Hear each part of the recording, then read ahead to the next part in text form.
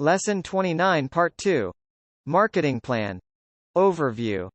This lecture will explain various sales and marketing plans. In a situation where in the business affordability does not warrant large expenses, the methods to promote business in low cost will be explained. Moreover, the criteria to identify customers will be highlighted in different methods and situations. Sales and marketing plans. Every marketing plan outlines each marketing event or action plan to increase sales. The plan will generally cover a calendar year staggered by a month or by quarter. Sales and marketing plan should be based on short and long-term company objectives and marketing strategy. In the business plan, sales and marketing plans provide outline of each marketing event for the year, covering following information. 1. Description of each event vehicle, e.g. media, promotion, trade, sales. 2. Timing of each event. 3. Event goals and objectives, e.g. volume, share gains. 4. Cost of each event. Promoting business in low cost. Business promotion is to run a successful business and to plan how to promote business. In fact, business is promoted by getting the word out. Basically, there are two axioms which should be taken into consideration before working out the inexpensive ways to promote your business. First axiom: it must be done consciously. Other people can't be relied upon to do it for you. Second axiom: like every other aspect of business, it is budgeted. Though a budgeted activity, the business promotion does not have to be necessarily expensive. There are at least 8 inexpensive ways to promote business. 8 ways. 1. Use of paper and electronic document, e.g. business stationery and ideal tool, articles and press releases, email, etc. 2. Articles and press releases. Well-written articles can provide free advertising and build positive word of mouth. Likewise, newspapers are also excellent place to place your promotional article. 3. Sending out press releases. Your press release must actually contain information that is newsworthy. 4. Talk show. Radio, TV, cable TV may be looking for some guests for their programs. A great low-cost way to promote your business. 5. Seminar or presentations. You have expertise that other people are interested in. Why not share that and promote your business? 6. Use vehicle. One in every few vehicles have the name and phone number of a business decorated on it. Another low-cost way to promote your business. 7. Leisure activities. There are all kinds of things and ways to promote your business while you do what you love to do. 8. Give out free things. Like first 50 people visiting a particular event will get free things, gifts. How to identify customers. There are customers for every business, but why should we want to classify? The reason is that some customers are more profitable than others, while in some cases all customers could be equally profitable. Classifying customers helps to take right action for them, targeting your marketing and serving their different needs while improving your profits. Therefore, categorizing customers into groups by needs and identifying what is important to them allows you to serve them better while fulfilling their desires with your products. Supply chain. Depending upon what you are selling, you may find the actual end user is down the line. This line is loosely called supply chain, which represents how your product gets to your customers. Customer. A clear definition of who purchases directly from you is the simplest and most direct part of classifying your customers. New customers. You can grow your existing business by going after new customers who are in your area but who do not do business with you. 1. There are many ways to do it. E.g. 1. Change pricing structure. 2. Advertise in different medium.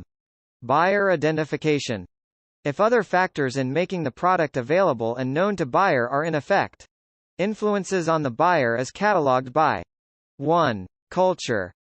2. Demographics. 3. Lifestyle. 4. Psychology of wants and needs. Besides the above influences on the buyer, following other buyer influences may be at work. Under following circumstances. 1. Profitability of the item. 2.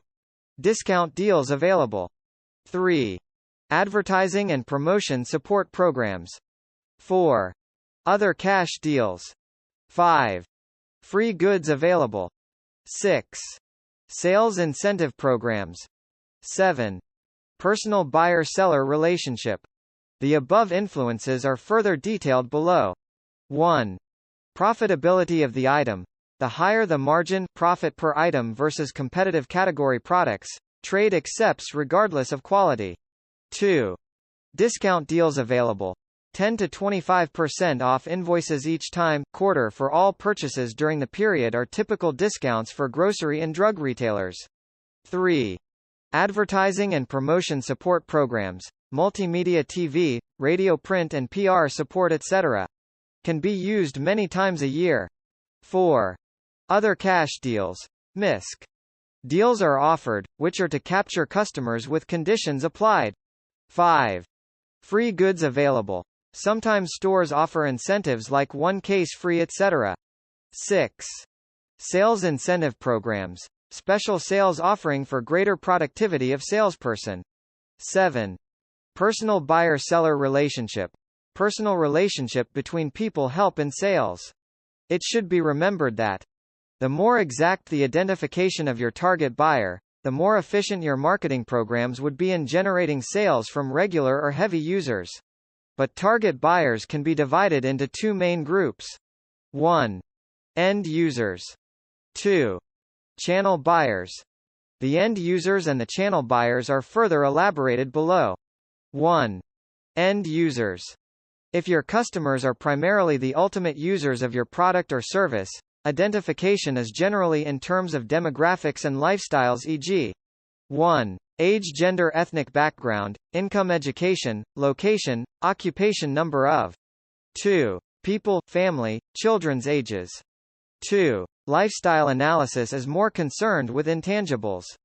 3. Cultural background, religious beliefs, political beliefs, value systems, recreation and hobbies. 4. Music preferences, literature preferences, food preferences, restaurant preferences. 5. Entertainment preferences, travel preferences, social interaction patterns, media habits. 2. Channel buyers. If you sell to other businesses, who turn around and resell your products and services, your buyers are mainly channel buyers. E.g. 1. Channel buyers from grocery and drug industry. 2. Whole country main distributors.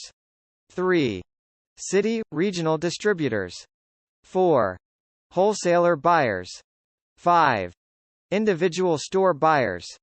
The above various avenues clearly explain that ideally speaking you should always research and test your idea against the realities of the marketplace. Basically, well-seasoned industry expert always benefits from the analysis of the market environment in such a way that will help them to evaluate the potential of an idea. Channels are classified as under 1. Business-to-business markets. 2. Government. 3. Consumer markets. B2B and government buyers are subject to many different influences than buyers of consumer goods. I. Few buyers. E. Larger business transactions. E. Regional concentration of buyers. IV. Defined sales and broker relationships. Versus dependent upon end-user buying patterns and demand. V. Demand for goods and services are not significantly affected by significant change in price. Business buyers take many factors into account before taking any buying decision. E.g. I. Macroeconomic trends, nationally and internationally. E. Long-term material supply trends and inventory requirements. E. Delivery rates, timing and reliability. IV. Plant capacities. Versus suppliers' financial resources.